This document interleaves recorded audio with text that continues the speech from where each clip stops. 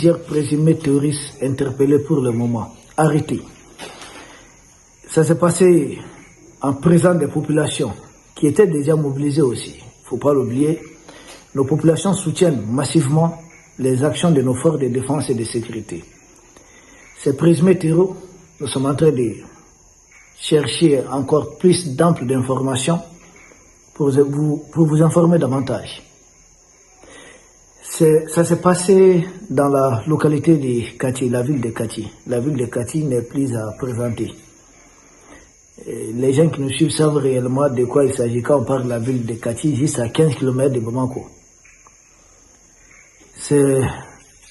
Nous dirons presque le principal dispositif, c'est là-bas qu'on coordonne beaucoup de choses. Bref, on ne va pas dire tout sur les réseaux sociaux. Mais ces terreaux-là, il y a beaucoup, ça soulève beaucoup de questions en tout cas, beaucoup de questions. D'après nos informations, les arrestations seraient commencées depuis hier. C'est un des célèbres d'ailleurs leaders d'opinion qui accompagne les efforts des autorités, en l'occurrence Boubou Mabel sur sa page aussi. On a vu, depuis hier, ça a été publié que des arrestations sont en cours et d'autres pages, d'autres sites ont pris le relais. Et d'autres comptes même anonymes. Hier, c'était dans le faubourg de Kati, c'est-à-dire il y a un village non loin de Kati. Certains avaient déjà été interpellés à ce niveau.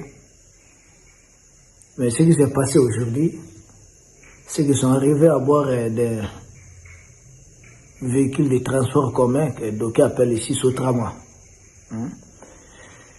C'est à bord de ces véhicules qui seraient arrivés, on parle de plus de 10 personnes. Certains parlent de 16. Ce sont des chiffres, ça reste à confirmer. Nous attendons le communiqué officiel pour le moment, puisque c'est sur les réseaux autres, on reçoit beaucoup d'appels, beaucoup de messages. Qu'est-ce qui se passe à Kati? On ne peut pas répondre à tout le monde individuellement.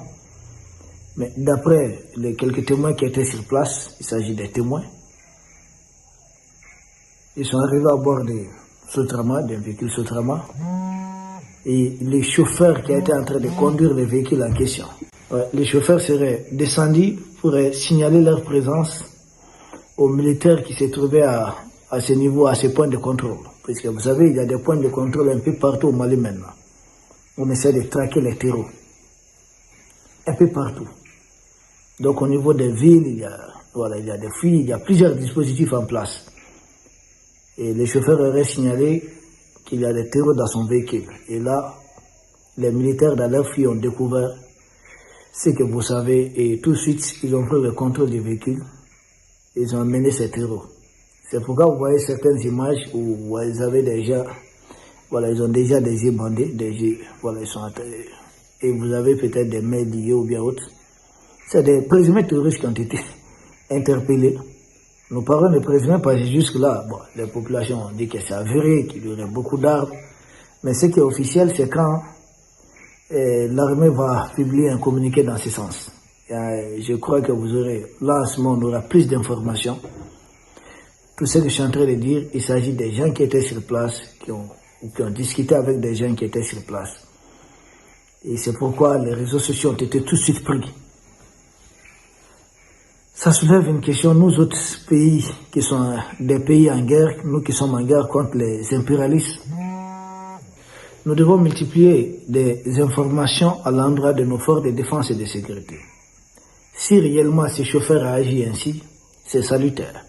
Parce que d'aucuns auraient dit, pourquoi il ne l'a pas fait à son point de départ? À son point de départ, s'il n'a pas de forces de défense et de sécurité tout près de lui, est-ce qu'il est garanti de s'en tirer aisément comme ça?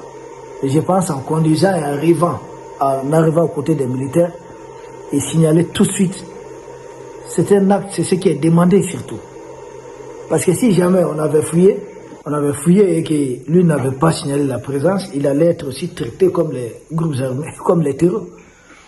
En plus, même le propriétaire du véhicule allait peut-être subir des choses, mais vu il signale qu'il y a des terroristes avec lui. Et lui, il n'est pas formé pour les arrêter quand même. Ils sont beaucoup. C'est de tels actes qu'il faut multiplier pour accompagner les efforts qui sont en cours.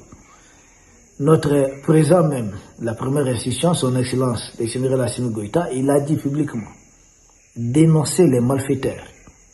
Ces terroristes-là sont des bandits, des vrais bandits, des mercenaires qui obéissent à des intérêts impérialistes contre l'Afrique, contre les populations africaines. Et surtout ceux qui ont été appréhendés, vous savez, de vie, quand vous voyez les images sur les réseaux sociaux, beaucoup ne sont pas des Maliens. Parce qu'entre nous, on se connaît aussi. Selon moi, je peux me tromper, beaucoup d'entre eux ne semblent pas être des Maliens. Je vais dire semblent, ne semblent pas être des Maliens. Quand on les regarde de très près, on comprend cela tout de suite. Alors, si beaucoup d'entre eux semblent ne pas être des Maliens, comment ces gens arrivent jusqu'à l'intérieur de nos pays? Il faudrait que nous, populations, nous informons davantage. Quand on les voit même passer, tout de suite, on doit savoir que ceux-ci ne sont pas des Maliens. Qu'est-ce qu'ils veulent? Qu'est-ce qu'ils ont contre le Mali? S'ils veulent faire leur guerre, je ne sais pas de quoi là, ils appellent ça comment? Des religions. Mais qu'ils aillent dans les pays de Woubi et autres, nous, on n'a rien à voir avec ces choses. Et nous sommes presque les pays d'Afrique de l'Ouest qui a l'une, sinon la plus ancienne université islamique. Quand Kakou Moussa faisait son pèlerinage à la Mecque en 1324-1325 avec nombreux Maliens, certains étaient encore des simples forêts. Mais ils laissent tous ces pays, c'est nous seulement qu'ils viennent. C'est chez nous qu'ils viennent pour dire qu'ils vont faire leur guerre des religions. Non, c'est la guerre du pétrole, la guerre énergétique, mais sous couvert de guerre des religions. Et ces gens, s'ils ne sont pas Maliens, si jamais un étranger est pris en train de faire du mercenariat, vouloir ôter la vie à des Maliens, nous pensons qu'il faut faire des cas d'exemple publiquement. Il faut les éliminer publiquement, les exécuter publiquement.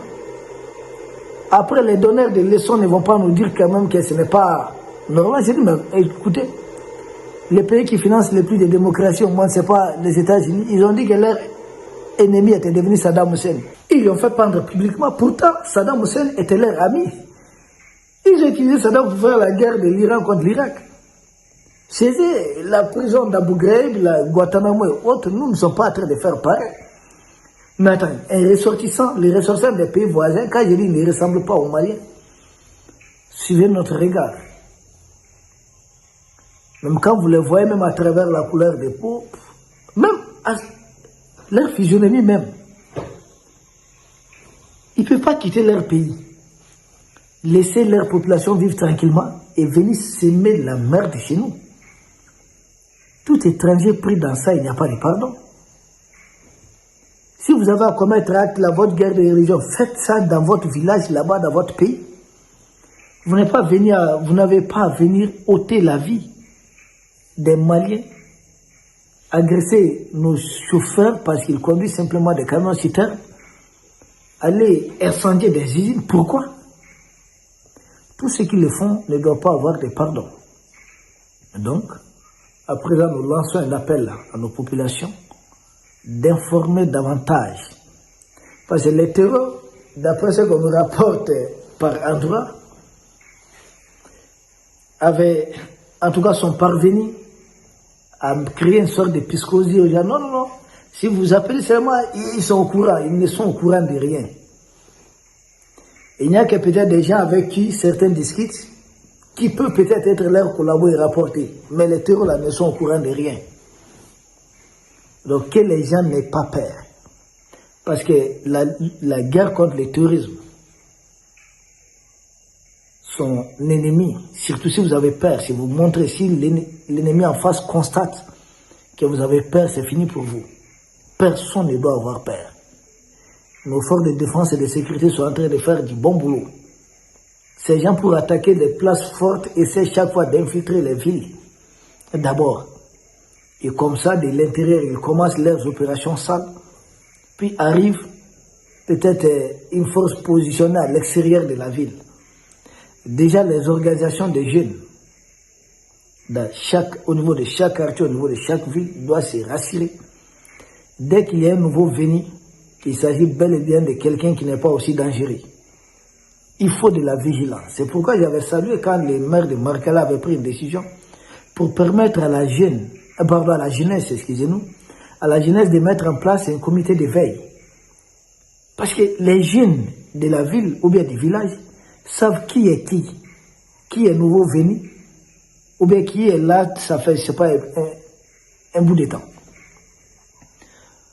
Il faudrait renforcer les comités de vigilance, les comités de veille pour informer nos forces de défense et de sécurité de ces gens qui vont tout faire, qui essaient de tout faire pour infiltrer d'abord nos villes. Ils vont échouer. Nous restons déterminés, mobilisés derrière nos autorités, derrière nos forces de défense et de sécurité, et nous allons gagner. À demain pour un autre sujet au sommet de l'actualité. Merci.